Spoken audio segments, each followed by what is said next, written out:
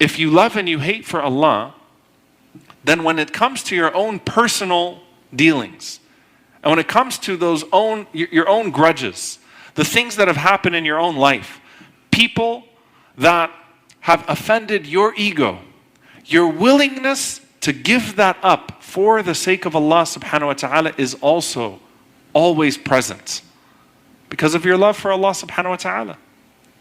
If you were to imagine Allah subhanahu wa ta'ala saying to you, "Oh my servant, for me, let it go. For me, let this person go. For me, forgive." Would you really say no to Allah subhanahu wa ta'ala? Is it really worth getting in between you and Allah subhanahu wa ta'ala? Does your love for Allah subhanahu wa ta'ala not allow you, وَلْيَعْفُوا وَلْيَصْفَحُوا أَلَا تُحِبُّونَ أَن يَغْفِرَ اللَّهُ لَكُمْ? Let them forgive and pardon. Don't you want Allah subhanahu wa ta'ala to forgive and pardon you? Does your love for Allah subhanahu wa ta'ala not consume your heart in a way that you're not going to let that grudge, not going to let that hatred take root inside of you and consume you? Isn't Allah worth it? Just like with ikhlas. I'll give off everything else for the sake of Allah subhanahu wa ta'ala with my personal worship. I'll also give off everything else for my own personal being out of my love for you, O Allah. Because it's not just putting your face on the ground in prostration. It's your willingness to put your cheek on the ground also for the sake of Allah subhanahu wa ta'ala and say, "For Allah, I will forgive. For Allah, I will let it go." And sometimes it's much harder to do the latter than it is the former. It's a lot easier when you tell someone, "Pray Qiyamul Layl for 30 days. Alhamdulillah. You tell someone to pick up a phone and call someone they haven't called for 3 months. I don't know about that. For Allah. I don't know. 30 years. For Allah. Pick up a phone. Swallow it. Put your ego to the ground. Put your cheek on the ground for the sake of Allah subhanahu wa ta'ala. I don't know. And you know what happens as time goes on? Your hatred for that person only grows. Your grudge only grows. The distance only grows. For the sake of Allah subhanahu wa ta'ala, are you willing to swallow the bitterness? Are you willing to say, "Ya Allah, for you, I will show that ihsan. I will show that excellence. And I'll relinquish it." For Allah.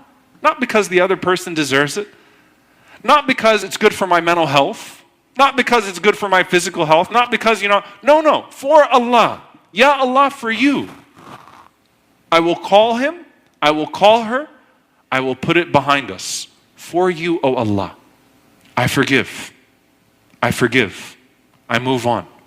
Dear brothers and sisters, subhanAllah, we often talk about Ramadan, the holding back from food and drink and not tasting what we taste so regularly throughout the day.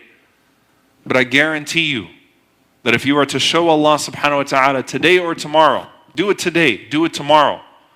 Ya Allah, for you, I will swallow the bitterness and I will apologize and I will put this behind. For you, O Allah, the gates of the heavens will open up to you bi'idhnillahi ta'ala so that your deeds in Ramadan ascend and ascend and ascend and ascend. It might be the most beautiful thing that you ever did for the sake of Allah, because Allah knows how precious our ego is to us. Our ego is more precious to us than our food and our drink sometimes.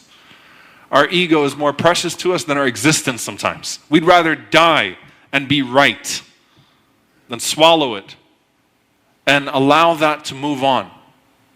But if you want Allah to look at you and to forgive you, and you want to be included in those whose deeds are constantly ascending to Allah subhanahu wa ta'ala, Ya Allah, for you, because I love you, O Allah, I'm not going to make any more excuses. I will swallow it and I will move on.